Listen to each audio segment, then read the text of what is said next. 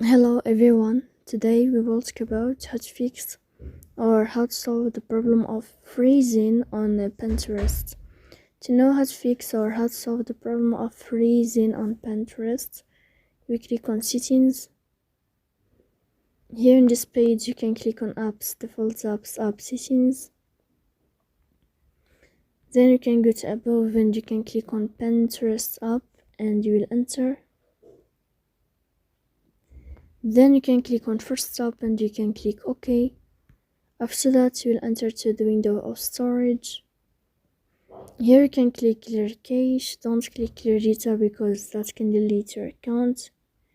In the end, you can turn off your Wi-Fi and you can turn on your Wi-Fi again. So please don't forget to support us by like and subscribe. See you next time in another video and thank you for your attention.